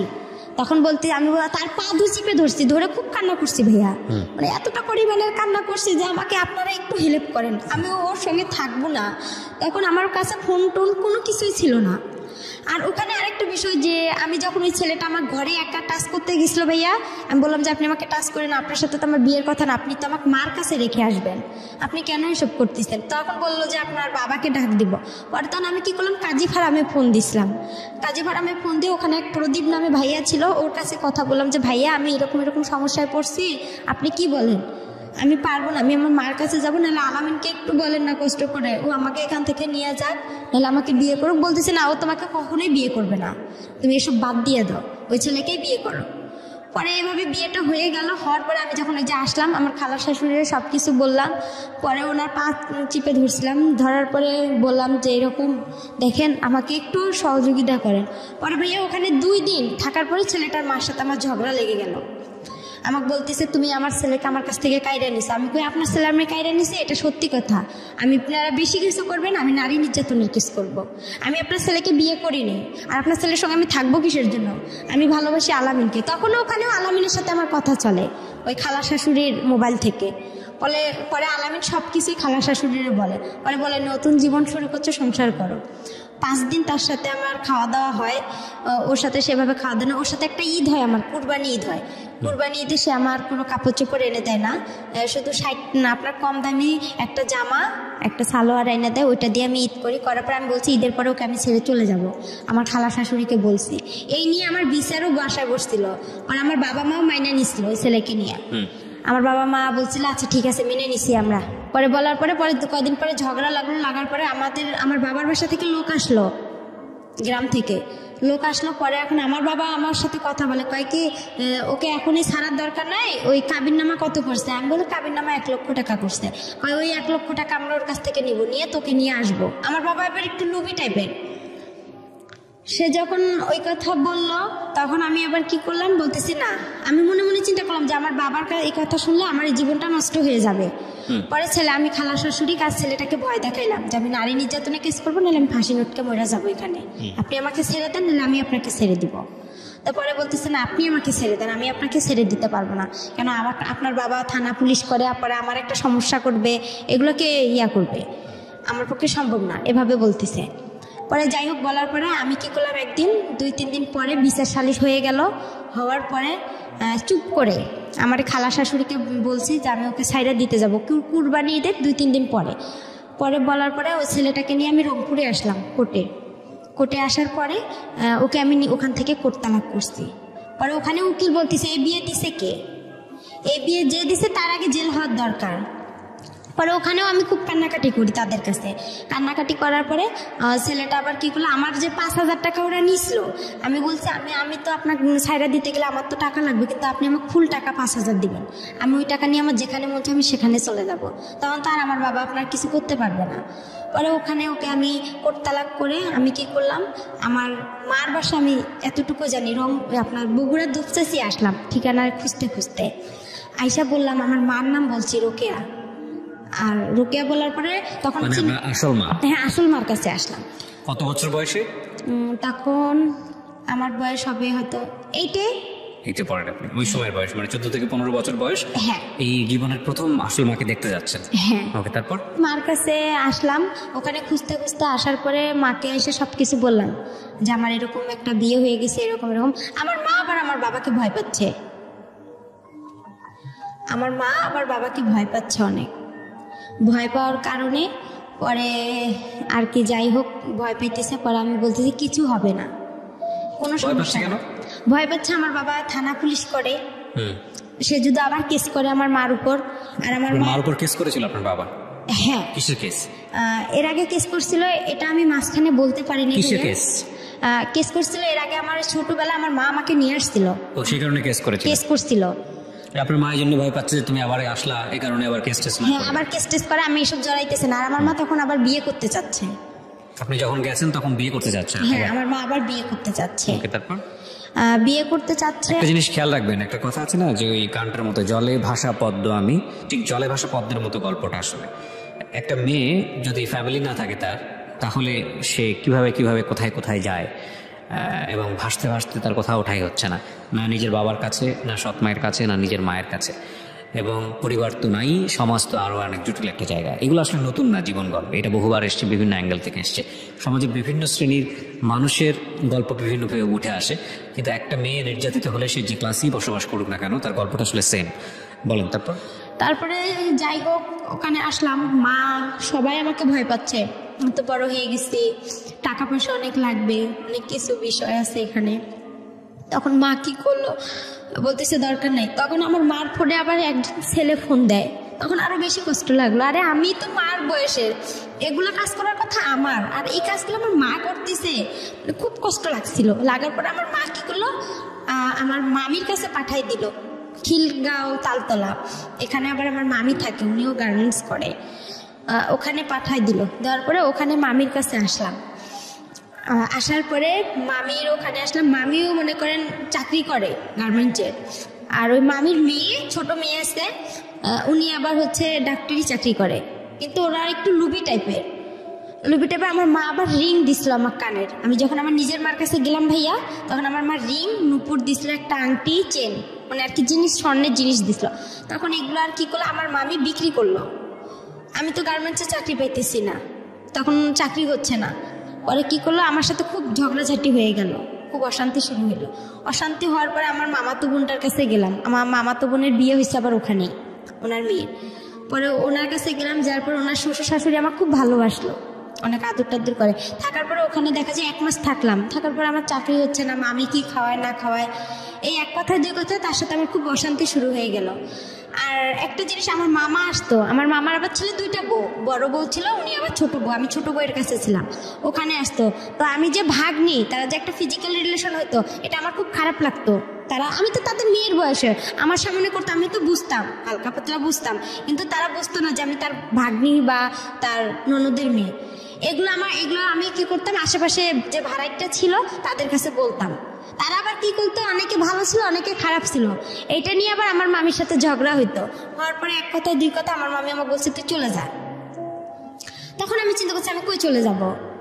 তখন আমি কি করলাম, ওই যে আমার যে মামাতো বোন আছে, ওর বাসা হচ্ছে আপনার মগবাজারে, ওই মগবাজারে ওর আবার শাশুড়ির বাসার পরের আরেকটা বাসা আছে, ওই আন্টিকে বললাম যে আন্টি এরকম ওখানে তো আমার হচ্ছে না, তা আপনি আমাকে এদিকে একটা মেস ভাড়া করে দেন, আমি যাই হোক যা বিক্রি করে হলেও দিব, আমার যা কাপড় চোপড় আছে বা যাই হোক মানুষের বাসায় কাজ করে হলেও থাকবো, কিন্তু ওখানে আমি থাকতে পারবো না। আর আমার মামির মানে কিছু রং ছিল। তারপরে যাই হোক এভাবে আমি ওখান থেকে ওখানে আরেকটা বাসায় আসলাম। আসার পরে ওখানে আর আমি কি বিদেশ যে মানুষ পাঠায়, বিদেশ বাসা পাইলাম। মামির বাসা থেকে আরেক মেসে আসলাম, ওই মহিলা আবার আমাকে নিবেন। ওখানে আমার মামাতো বোন আমাকে অনেক মারছিল, মারার পরে ওখানে আসলাম। আসার পরে আর কি যাই হোক ওখান থেকে আমি গার্মেন্টসের চাকরি পাইলাম। পাওয়ার পরে আবার আমি কি বিদেশে যে মহিলাদেরকে পাঠায় মেয়েদেরকে, তা আমি এতটা বুঝতাম না। পরে ওখান থেকে মানুষের খুঁজে পাইলাম যে মেয়েদেরকে বিদেশে পাঠায় আপনার ডান্সের জন্য। তো আমি আবার ডান্স পারি, তা আমি ভাবলাম যে আমি যেহেতু ডান্সে যাই দুবাইয়ে, তাহলে তো আমি ভালো টাকা ইনকাম করতে পারবো, আমি তো ডান্স পারি।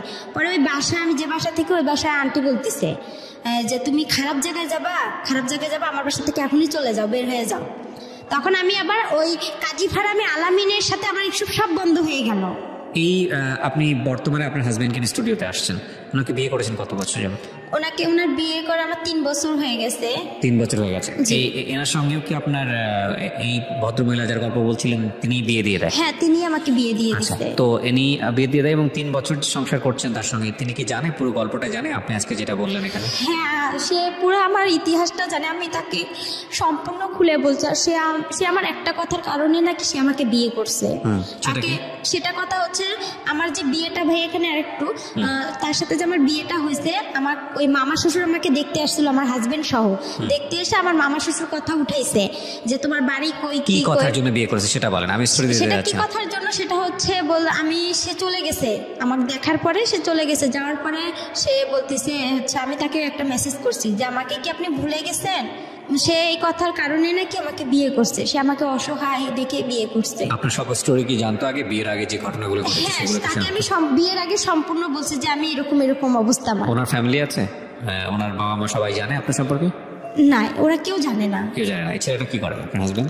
আমার হাজবেন্ড হচ্ছে রিক্রুটিং এর মালিক। রিক্রুটিং বললে বিদেশে যে লোক পাঠায় উনি। আচ্ছা, তো এই 3 বছর যাবত সংসার করছেন আপনি, আপনার আগেও একটা বিয়ে ছিল সেটাও জানে। জি। তো সবকিছু মিলে কেমন আছেন আপনি? সবকিছু মিলে আমি মোটামুটি বেশি ভালো নেই। এই জন্যই আমি চাইছিলাম যে আমার হাজবেন্ডকেও আজকে আমি এখানে রাখতাম। কেন ভালো নেই?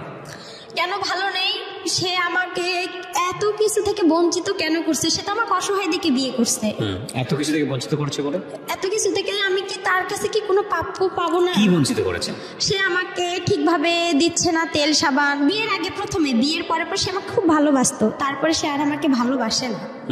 কেন সে আমাকে ভালোবাসতে পারতেছে না? ভালোবাসে না বললে বললে তো হবে না। আপনি তার সঙ্গে হ্যাপি না? জি না। খাবার দাবার ঠিক মতো দেয় না, ভরণ পোষণ ঠিক মতো দেয় না? খাবার দাবারটা সেভাবে ঠিকভাবে পাই, যেটা কিন্তু কাপড় চোপড় তেল সাবান এটা ঠিকভাবে পাই না। তার ভালোবাসাটা পাই না, এইসব সবই বাদ দিলাম। ভালোবাসা অন্য জিনিস, এটা পাবেন কিভাবে জানি না আমি, এটা নিয়ে আসলে এক্সপ্লেন করা এটা অন্য জিনিস। বাট আপনার ভরণ পোষণের জায়গা হাজবেন্ড হিসেবে এটা আসলে সে ঠিক মতো দেয় না, আপনি যেটা বলতে চাচ্ছেন। জি, এটা সে অন্য মেয়েদের সাথে কথা বলে, কেন সে এসব করে, কিসের জন্য করে, কেন? এটা অন্য ডাইমেনশন। আমি এই জায়গাটায় নাই বাজাই, আমি বরং আপনার হাজবেন্ড এতটুকু শুনলে হয়তো সে মন খারাপ করবে, তার সেই জায়গাটা থেকে আমি বরং এটা বলবো যে এগুলো না বলাটাই ভালো পাবলিকলি, কারণ যেহেতু আপনি এক্সিস্টিং তার সঙ্গে আছেন, এই বিষয়গুলো আপনাদের নিজেদের মধ্যে মিটিগেট করে ফেলাটা না। আমি এখানে আরেকটা কথা বলতে চাই যে আমি যেরকম ভাইয়া, আমি তো ভাইয়া সম্পূর্ণ কথা, আমি যেরকম আজকে পরিস্থিতিতে আছি, আমি শুধু একটা কথাই বলতে চাই যে আমি যে ভুলগুলো করছি, এই ভুলগুলো যাতে, আমার এখানে অনেক ভুল আছে, আপনি আমাকে একটু সময় দেন। আপনার ভুলটা কি পড়েন? আপনি আমায় এতক্ষণ ধরে আপনি বললেন, আমি তো ভুলই খুঁজে পাইনি আপনার। আমার ভুল হচ্ছে প্রথমত আমি যে আলামিনের সাথে সম্পর্কটা করছি, এটা প্রথমত ভুল। আমি ভালোভাবে যদি নিজের একটু চেষ্টা করতাম। আমি একটু শুনাই আপনাকে, এবার আপনি একটু মনোযোগ দিয়ে শুনেন, বলাটাই মুখ্য না, মূল বিষয়টা আসলে হলো আপনার গল্পটা উঠে আসছে। এই যে 1-2 ঘন্টা আপনি এখানে বললেন, মূল গল্পটা উঠে আসছে। একটা যেটা হচ্ছে আপনি একটা ভালো ফ্যামিলি পাননি, প্রথম সমস্যাই ছিল এটা। আপনি যদি একটা ভালো ফ্যামিলি পেতেন, আপনার যদি গাইড করার মতো মানুষ থাকতো, তাহলে আপনার জীবনটা অন্যরকম হতে পারতো। দুঃখজনক হলেও সত্য যে আপনি সেটা পান নাই। এরপরে এই যে অল্প বয়সে যে প্রেমের সম্পর্কে জড়িয়ে যাওয়া, বা একটা ছেলের সঙ্গে আপনি ঘর থেকে বের হলেন আসল মায়ের কাছে ফেরার জন্যে, এবং সেই আসল মাই আসল মায়ের ইন্টারেস্টিং দেখেন, ও সৎ মায়ের কাছে দিন যাবত থাকলো, কখনো সৎ মায়ের কাছে থাকতে পারলো না, ওর বাবার কাছে গেল, বাবার কাছে গিয়েও সেখানেও থাকতে পারলো না, আবার সৎ মায়ের কাছে আসলো, সৎ মায়ের কাছেও থাকতে পারলো না। তখন মনে হলো যে না, আসল মায়ের কাছে ফিরে যাবো, সেই জন্য সে একটা ছেলের হাত ধরে আসল মায়ের কাছে আসতে চাইলো। ওই ছেলে আবার তাকে ট্র্যাপে ফেলে বিয়ে করে ফেললো, বিয়ে করে ফেলে তারপরে শেষ পর্যন্ত ওখান থেকে সে ছাড়া পেলো, ছাড়া পেয়ে সে তারপরে গেল হলো আসল মায়ের কাছে। আসল মায়ের কাছে যাওয়ার পরে সেখানেও সে থাকতে পারলো না, দেখলো যে আসল মা তাকে রাখবে না কেসের ভয়, কারণ সে আরেকটা বিয়ে করার প্ল্যান করছে। সুতরাং এই পরিণত বয়সের একটা মেয়েকে দেশে কি করবে? সেখান থেকে সে আবার গার্মেন্টসে চলে আসলো, গার্মেন্টসে চলে এসে একটা মানুষের সঙ্গে তার পরিচয় হলো। সেই মানুষের সঙ্গে পরিচয় হওয়ার পরে, একটু থামেন প্লিজ, একটু নিজেকে কন্ট্রোল করেন। সেই মানুষের সঙ্গে পরিচয় হওয়ার পরে সে আলটিমেটলি হলো একজনকে বিয়ে করলো। আপনার হাজবেন্ডকে আমি অবশ্যই ধন্যবাদ জানাবো যে এত কিছু জানার পরে সে আপনাকে রিসিভ করেছে। 8-10টা ছেলের মতো সে না, সেই জায়গা থেকে সে প্রশংসা পাওয়ার যোগ্য। ঠিক আছে, ওনার জীবনে ভয়ঙ্কর রকমভাবে কষ্ট আছে, এটা অস্বীকার করার কোনো উপায় নাই। তবে এটা ঠিক যে এত কিছুর পরেও মানুষ সার্ভাইভ করে সোসাইটিতে, ভয়ঙ্কর রকমভাবে আমাদের জীবনে ঘটনাগুলো ঘটে যায়। যদি নিদেন পক্ষেই বলেন যে আজকের এই গল্পে ওনার বলার ধরন, বা উনি যেভাবে বলেছে, বা আমাদের যেভাবে আমরা এখানে প্রেজেন্ট করেছি, সেখানে সেই অর্থে আপস অ্যান্ড ডাউনস নাই, সেই অর্থে ঢেউ নাই। কিন্তু আপনি যদি একটু ঠান্ডা মাথায় চিন্তা করে দেখেন, এই যে মেয়েটি বড় হয়েছে আমাদের সমাজে, সেই জায়গাটি থেকে কীরকম কষ্ট করে তাকে বড় হতে হয়েছে। আমাদের চারপাশে এরকম অসংখ্য মানুষ আছে যারা বিভিন্নভাবে বিভিন্ন কিছু থেকে বঞ্চিত। তবে এর থেকে বড় বঞ্চনা বোধহয় পৃথিবীতে আর কিছুই নেই, যার কোনো পরিবার নেই, থেকেও নেই। সুতরাং বাবা মায়ের সম্পর্কটা সন্তানের ক্ষেত্রে খুব গুরুত্বপূর্ণ, খুবই গুরুত্বপূর্ণ। আল্লাহ আমাদের সবাইকে, অন্তত বাবা যারা হয়েছি, মা যারা হয়েছি, তাদেরকে অন্তত এই জায়গাটাতে শক্ত থাকার, কোনো কম্প্রোমাইজ না করার তৌফিক দেখ, এই অর্থে যে সন্তানের যে প্রপার নিডসটা সে প্রাপ্তবয়স্ক হওয়া পর্যন্ত, সেটা যেন বাবা মা সঠিকভাবে পূরণ করতে পারে। এইটা যেন না দিয়ে কেউ যেন বাবা না হয়, কেউ যেন মা না হয়, কারণ এটা আসলে একটা সন্তানের জন্য ভয়ঙ্কর রকমভাবে কষ্ট। সেই সন্তানটা যেই লেভেলেই হোক না কেন, সে যদি একটা অ্যারিস্টোক্র্যাট সোসাইটিতে বড় হয়, কিংবা সে যদি একেবারে এই যে আজকের এই মেয়েটির মতো, এবার মতো একেবারে প্রান্তিক পর্যায়ে রিক্সাওয়ালার মেয়ে, সেই মেয়ে হয়, যেই হোক না কেন, দুটো লেভেলের কষ্টটা আসলে একই রকম।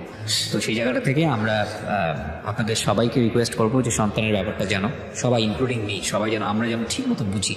সো প্রিয় শ্রোতা, আজকের মতো আমরা এখানেই শেষ করছি। খুব স্বল্প সময়ে আমরা গল্পটা প্রচার করলাম। আপনারা জানেন যে ক্রিকেট বিশ্বকাপ শুরু হয়েছে, এবং সে কারণে আমাদের অনুষ্ঠানটি এখন থেকে প্রচারিত হচ্ছে প্রতি বুধবার রাত 12টায়, শ্রীকৃষ্ণ রাত 12টায়, এবং সে কারণে অনুষ্ঠানের ডিউরেশন একটু কমে